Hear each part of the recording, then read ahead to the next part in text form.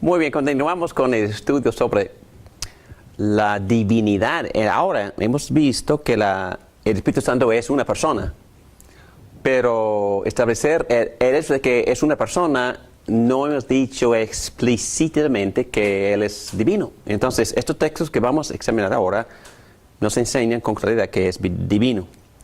Y hay cierta repetición porque los mismos textos que enseñan que es una persona también enseñan que es divino. Pero algunas palabras que vamos a examinar que son importantes para este estudio, esta palabra que se encuentra bajo el título Términos Claves, perichoresis. Y vamos a ver que esa palabra perichoresis tiene que ver cómo los varios miembros de la Trinidad se relacionan el uno con el otro. Y hay personas que han escrito libros sobre la fiesta de Dios Padre, Dios Hijo, Dios Espíritu Santo, la fiesta eterna, o el baile, la danza eterna entre los tres miembros de la Trinidad, donde están difiriéndose el uno al otro, están respetándose, están glorificándose y están también sujetándose. Y lo han estado haciendo eternamente, pero es una belleza, en serio, es una belleza entender que este Dios de amor siempre ha amado y se ha amado, porque los varios miembros de la Trinidad, desde la eternidad, para siempre, ellos se han estado amando, glorificando, difiriendo, sujetándose. Y por eso nosotros constantemente decimos que sujetarse no tiene nada que ver con inferioridad. Muy bien, aquí también en esta lección vamos a bosquejar e identificar la enseñanza de las Escrituras acerca de la deidad de Jesucristo. Ya hemos visto que es una persona. Y ahora vamos a ver el material que dice que es una persona divina y lo vamos a hacer por el mismo proceso. Vamos a identificar algunos títulos acerca de él. Vamos a ver algunos atributos divinos que se aplican o que son parte del Espíritu Santo. Vamos a examinar las obras divinas o obras que solo Dios hace, que también hace el Espíritu Santo.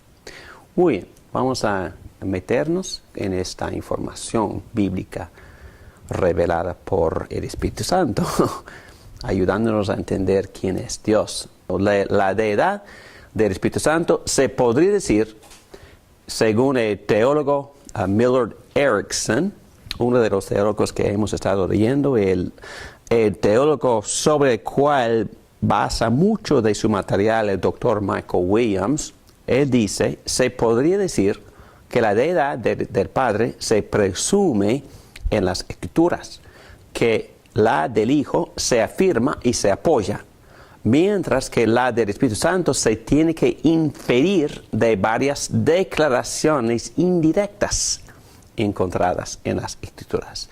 No es decir que no haya ahí, pero hay que sacarla por inferencia. Vamos a ver.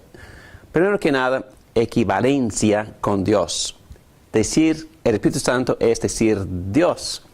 Y el texto de Hechos 5 se encuentra aquí arriba, en la misma hoja. Si quieres leer de nuevo esa hoja, ese texto, por favor, Hechos 5, 3 y 4. Ananías, le reclamó Pedro, ¿cómo es posible que Satanás haya llenado tu corazón para que le mintieras al Espíritu Santo y te quedaras con parte del dinero que recibiste por el terreno? ¿Acaso no era tuyo antes de venderlo? Y una vez vendido, ¿no estaba el dinero en tu poder? ¿Cómo se te ocurrió hacer esto? No has mentido a los hombres, sino a Dios. Ok, entonces por justa posición, ¿quién es el Espíritu Santo en este párrafo? Dios. Es Dios. Muy bien. Entonces ya dijimos por inferencia, pero esta inferencia es bastante clara porque solo tiene que ver con una muy buena exégesis. Muy bien. Y estos dos textos, si quieres buscar 1 Corintios 3, muy interesante este texto.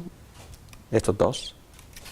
Primera de Corintios 3, 16. ¿No saben que ustedes son templo de Dios y que el Espíritu de Dios habita en ustedes? ¿Qué pasa? Aquí vemos que Pablo habla que el Espíritu de Dios habita en ustedes. Y luego dice, si alguno destruye el templo de Dios, porque el templo de Dios es sagrado, ustedes son ese templo. ¿Es el templo del Espíritu o es el templo de Dios? ¿Cuál es? Obviamente. El Espíritu de Dios habita en nosotros. Está hablando de la misma cosa, ¿verdad? Dios es el Espíritu de Dios. Entonces las dos personas son personas divinas y los dos habitan, ¿qué? El templo. Y en este caso el templo es de Dios. El templo es nuestro cuerpo. El cuerpo, pero creo que está hablando en plural porque en este caso el templo es el cuerpo de Cristo. Las dos cosas están correctas y bíblicas. Mi cuerpo como individuo también es templo, pero también el cuerpo de Cristo, la iglesia, es el templo. Las dos cosas son la verdad. Dios habita en mí, pero Dios habita en mí como su templo, pero también invita en el cuerpo de Cristo, la iglesia, como su templo. Y eso llega a ser claro también en 1 Corintios capítulo 6, el versículo 19, que dice, ¿acaso no saben que su cuerpo es el templo del Espíritu Santo, quien está en ustedes y el que han recibido de parte de Dios? Ustedes no son sus propios dueños, fueron comprados por un precio, por lo tanto honren con su cuerpo a Dios. Muy interesantemente, en el primer pasaje, capítulo 3, está hablando del templo de Dios como el cuerpo de Cristo, la iglesia, y dice que es templo del Espíritu Santo y templo de Dios, y por inferencia está diciendo que el Espíritu Santo también es Dios. Pero también el siguiente pasaje en 1 Corintios capítulo 6 está diciendo que mi cuerpo como individuo también es cuerpo del Espíritu Santo. Y dice que soy parte de Dios y mi cuerpo fue comprado por Cristo mismo en la cruz con el precio de su sangre. Pero el punto aquí que estamos estableciendo es que el Espíritu Santo es el Espíritu de Dios. Y el Espíritu Santo, se puede decir que el Espíritu de Dios o Dios mismo mora en mi cuerpo y yo en el cuerpo de Cristo de la iglesia, y es se infiere que el Espíritu de Dios obviamente es Dios. Entonces se identifica como Dios. Posee características o atributos, y hemos visto en muchos textos que el Espíritu Santo enseña, es el Espíritu de la verdad. Pero vamos a leer este pasaje en 1 Corintios capítulo 2, versículo 10. Aquí lo tengo. Ahora bien, Dios nos ha revelado esto por medio del Espíritu, de su Espíritu, Espíritu de Dios. Pues el Espíritu lo examina todo, hasta las profundidades de Dios. En este caso hay que ser claro que el Espíritu Santo examina y conoce los pensamientos de Dios, porque Él es Dios. En efecto, ¿quién conoce los pensamientos del ser humano sino su propio Espíritu que está en él? Entonces, asimismo, nadie conoce los pensamientos de Dios sino el Espíritu de Dios. En otras palabras, está diciendo que el Espíritu Santo es el Espíritu de Dios y por eso conoce los pensamientos de Dios.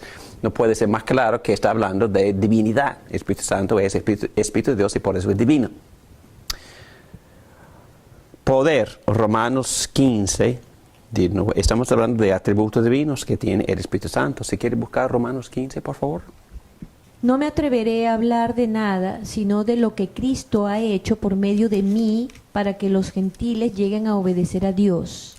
Lo ha hecho con palabras y obras, mediante poderosas señales y milagros, por el poder del Espíritu de Dios. Ok, entonces, ¿qué atributo se le da al Espíritu? De poder. Poder, el poder divino.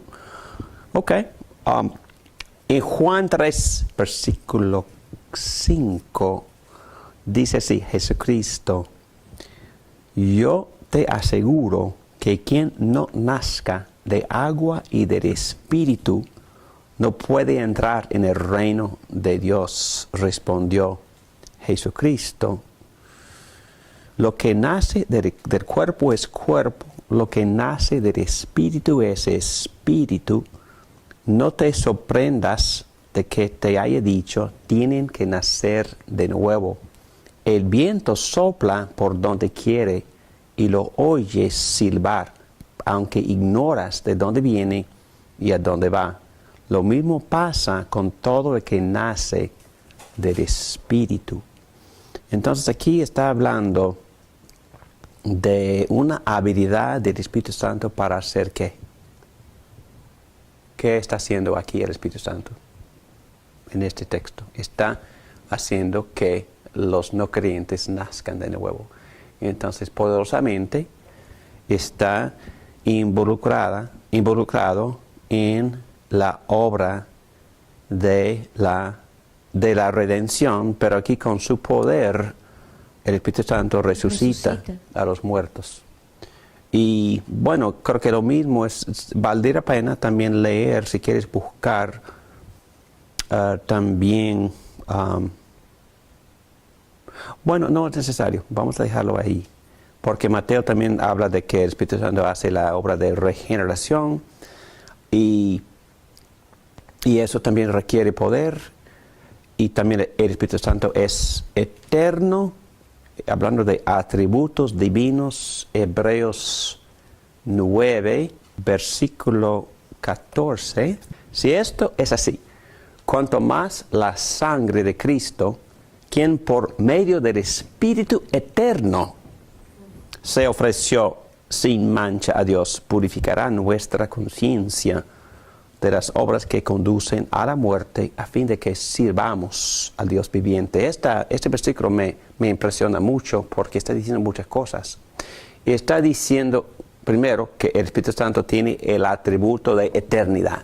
El Espíritu Santo es eterno, se le atribuye atributo divino, entonces es divino. Por ser eterno, tiene que ser divino. Pero también lo que me interesa, y vamos a ver que también participa en la obra de redención, aquí dice que por medio del Espíritu eterno, Jesucristo se ofreció sin mancha a Dios. Interesante, ¿no? Porque recuerda cuando estudiamos el bautismo de Jesucristo y dice que, Juan dice que el Espíritu Santo reposó sobre Cristo sin medida. Y aquí vemos que el Espíritu Santo acompañaba a Cristo dándole poder para poder hacer su ministerio, todo su ministerio de redención aquí en la tierra. Inclusive, Él se ofreció en la cruz, dice, por medio del Espíritu Santo. Interesante, ¿verdad? Que yo creo que fue una gran decisión, ¿no? Decidir ir a la cruz y sufrir por los pecados de todo el pueblo de Dios y sufrir la ira infinita de Dios. Entonces, por medio del Espíritu Santo se ofreció.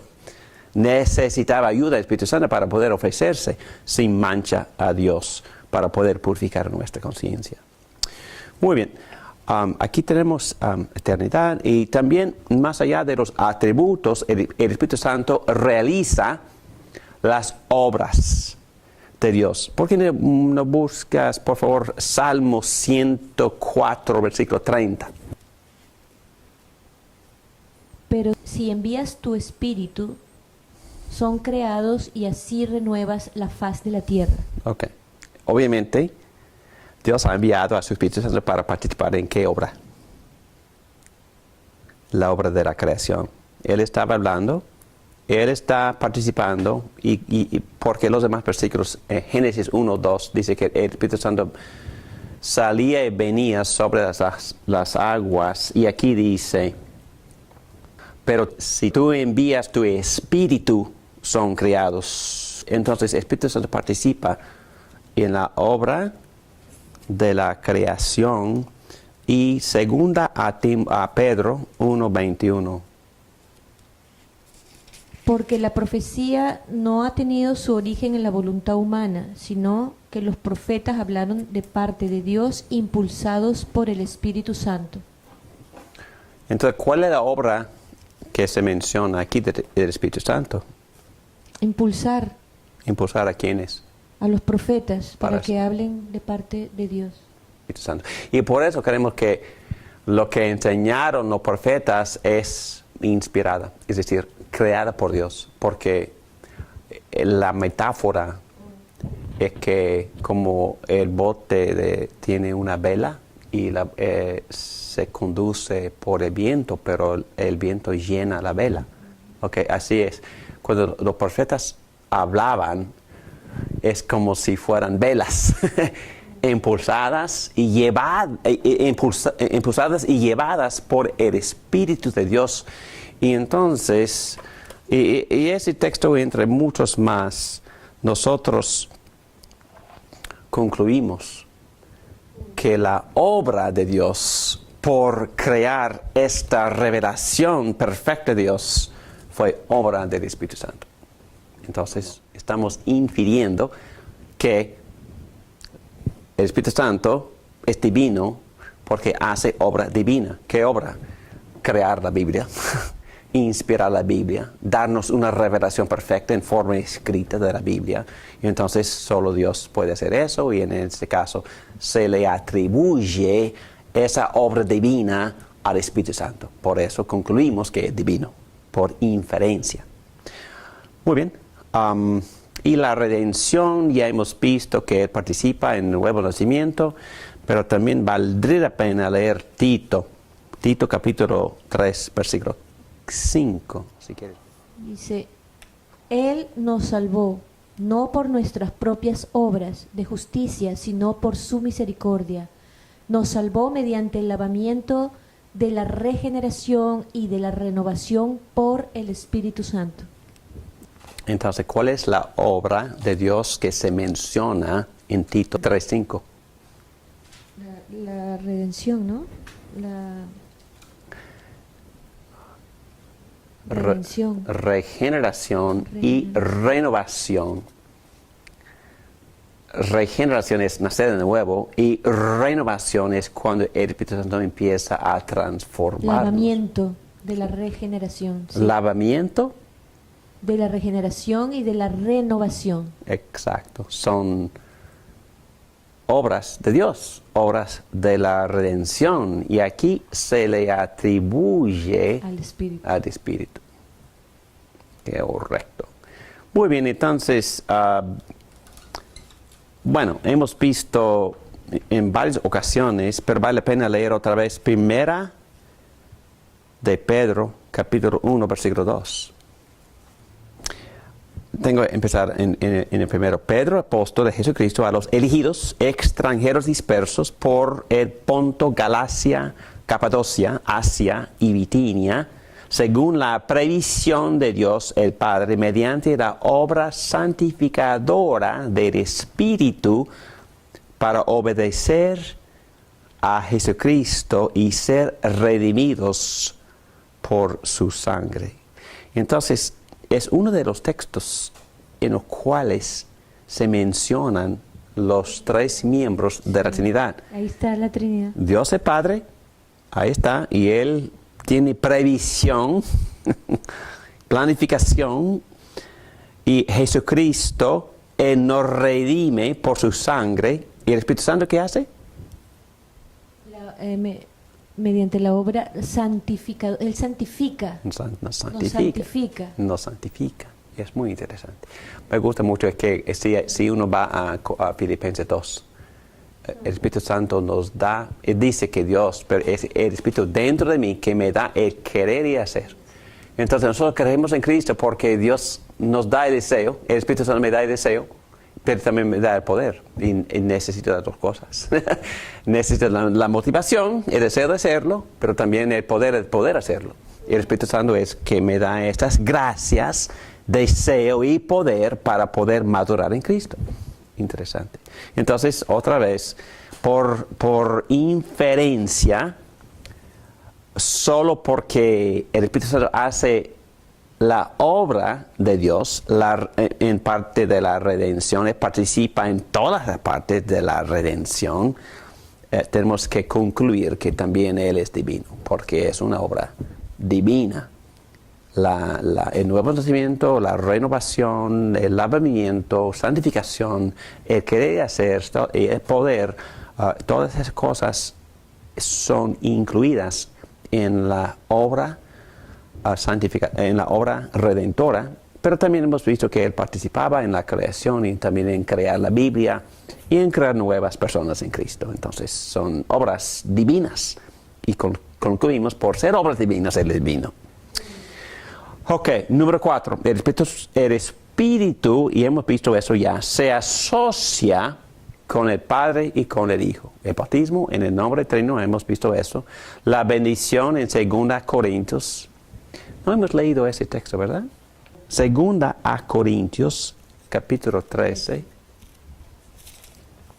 versículo 14, dice así: que la gracia del Señor Jesucristo, el amor de Dios y la comunión del Espíritu Santo sean con todos ustedes. Entonces, por asociación, lo que se dice del otro, lo que se dice de uno, se dice del otro. Y por asociación, aquí están asociados con Dios Padre, el Señor Jesucristo y también el Espíritu Santo. Y por asociación hay que concluir que están dando la misma definición y la misma divinidad a los 3 miembros de la Santa Trinidad. Muy bien. Entonces, los 3 tienen un papel, ya hemos visto eso, ¿verdad? En la salvación. Hemos visto que Dios elige y Dios envía, Dios Padre, Jesucristo obedece, se sujeta, viene, muere obedientemente, ejecutando la redención. El Espíritu Santo me da todo lo de Cristo y se me aplica la redención de Cristo. Conclusión. Estoy en página 100. El Espíritu Santo es una persona, no es una fuerza impersonal, no es puro poder, no es energía, como dicen muchos hoy en día. El Espíritu Santo es una persona. Concluimos bíblicamente que el Espíritu Santo es Dios y por lo tanto se le debe adoración y reverencia. Está bien orar, y yo sé que la Biblia enseña que nosotros oramos al Padre por medio de Jesucristo, ayudados por la intercesión del Espíritu Santo, pero está bien decirle al Espíritu Santo: ayúdame en este caso, ayúdame a entender a Cristo e ilumíname, Espíritu Santo, para que yo pueda conocer mejor a Cristo. Eso es totalmente apropiado, sabiendo que en general oramos al Padre por medio de Cristo, impulsados por el Espíritu Santo. 3. No se debe pensar de Él como inferior de ninguna manera a los otros 2 miembros de la Trinidad, porque la idea de la sujeción no tiene nada que ver con superioridad ni con inferioridad. Y nosotros vemos con claridad que estos papeles de Padre, Hijo, Espíritu Santo estaban practicándolos desde siempre. En la eternidad estaban practicando eso, en el concilio de la Trinidad, hablando de la redención y todo eso. Ya los papeles ya estaban establecidos, y entendemos que el Padre siempre ha sido el Padre, el Hijo siempre ha sido el Hijo, y el Espíritu Santo siempre ha sido el Espíritu Santo. Y también hay cierta orden de personas que no implican nada de inferioridad de esencia o de ser, pero solo de papel y, como dijimos, de economía. o de administración, con todos haciendo su parte. Muy bien, aquí llegamos al número romano 5, donde dice la interpenetración de las tres personas, y la palabra históricamente que se ha usado para describir esta realidad es pericoresis. Y antes de tratar de explicar lo que significa esta palabra, quisiera leer el pasaje que para mí ilumina con claridad que las tres personas de la Trinidad interpenetran y también nos penetran a nosotros. Leyendo desde capítulo 14 del Evangelio de Juan, el versículo 15, me encanta en esta sección y también me nutre mucho. El pasaje dice así, en el versículo 15, si ustedes me aman, obedecerán mis mandamientos, y yo le pediré al Padre, y Él les dará otro consolador para que los acompañe siempre, el Espíritu de verdad, a quien el mundo no puede aceptar porque no lo ve ni lo conoce. Pero ustedes sí lo conocen, porque vive con ustedes y estará en ustedes.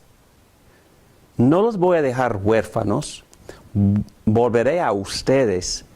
Dentro de poco el mundo ya no me verá más, pero ustedes sí me verán. Y porque yo vivo, también ustedes vivirán. En aquel día ustedes se darán cuenta de que yo estoy en mi Padre, y ustedes en mí, y yo en ustedes. ¿Quién es el que me ama? El que hace suyos mis mandamientos y los obedece. Y al que me ama, mi Padre lo amará, y yo también lo amaré y me manifestaré a él. Judas, no el Iscariote, le dijo, ¿por qué, Señor, estás dispuesto a manifestarte a nosotros y no al mundo? Le contestó Jesús, el que me ama obedecerá mi palabra, y mi Padre lo amará, y haremos nuestra vivienda en él. Otra vez, el que me ama obedecerá mi palabra, y mi Padre lo amará, y haremos nuestra vivienda en él, en el Padre. El que no me ama no obedece mis palabras, pero esas palabras que ustedes oyen no son mías, sino del Padre que me envió. Todo esto lo digo ahora que estoy con ustedes, pero el Consolador, el Espíritu Santo, a quien el Padre enviará en mi nombre, les enseñará todas las cosas y hará recordar todo lo que les he dicho. Muy bien, aquí vemos que hay una interconexión y es más una interpenetración, como Cristo dijo en Juan capítulo 10, el Padre y yo somos uno. Y aquí dice en versículo 20 de Juan 14, en aquel día ustedes se dan cuenta de que yo estoy en mi Padre. Jesús está diciendo que Él mora en su Padre. Entonces es distinto a su Padre, pero a la vez mora en su Padre y su Padre en Él. Y nosotros también, y dice, yo en ustedes, es decir, Cristo en nosotros. Y el que me ama, versículo 23, obedecerá mi palabra, y mi Padre lo amará, y haremos nuestra vivienda en Él. Wow, entonces hay también interpenetración cuando el Padre y Jesucristo, por medio del Espíritu Santo, hace su vivienda en nosotros. Increíble. Entonces, hay una interconexión espiritual, una interpenetración, en otras palabras, pericoresis, donde el uno se mora en el otro y los tres moran en nosotros por medio del Espíritu Santo, que es increíble y también milagroso. Dice B, que esta interpenetración implica que cada persona toma parte en la vida y la obra de las otras dos, hablando de la Trinidad. Eso también implica igualdad dentro de las tres personas, implica sumisión mutua entre las tres personas, intimidad entre sí, una relación personal íntima y también deferencia mutua. Y la contribución de Calvino y otro teólogo se llama Bray en esta idea, número 1, relativización de la pregunta de esencia a favor de la primacía de persona.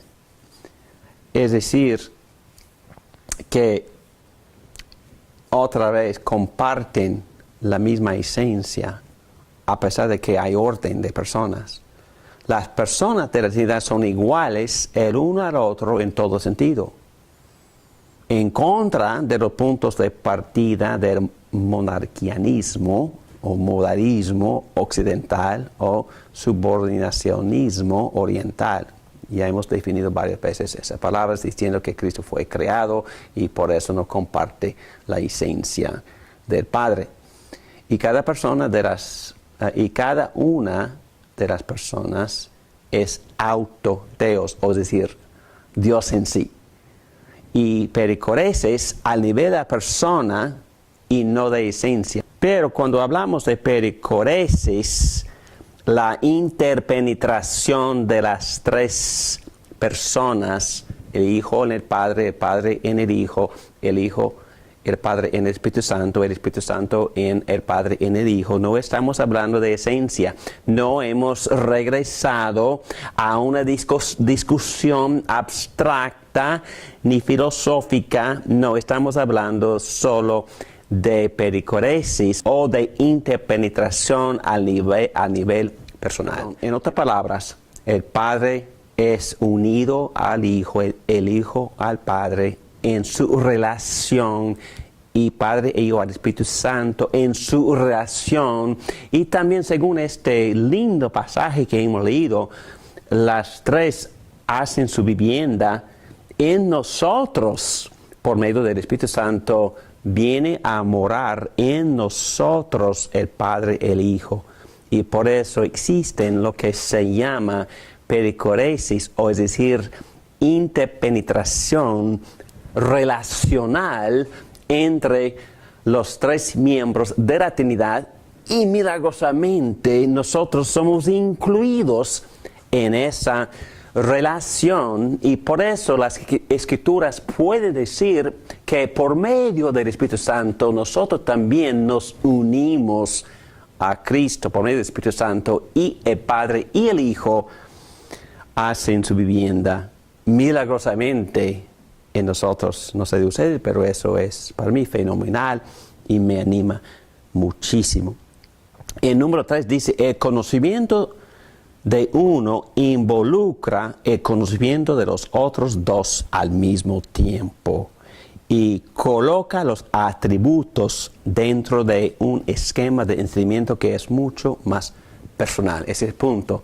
El punto en todas estas lecciones de nuestro profesor Michael Williams, es decir, debemos de hablar de Dios, debemos de hablar de la Trinidad con conceptos bíblicos, es decir, conceptos personales, usando las analogías bíblicas que también se sacan de la vida cotidiana de nosotros, en vez de hablar tanto de Dios en términos filosóficos, que la Biblia muy poco lo hace. La Biblia es realista, la Biblia es muy práctica, la Biblia habla de Dios en términos que nosotros podemos entender, es decir, con analogías de las cuales todo el mundo está muy bien familiarizada.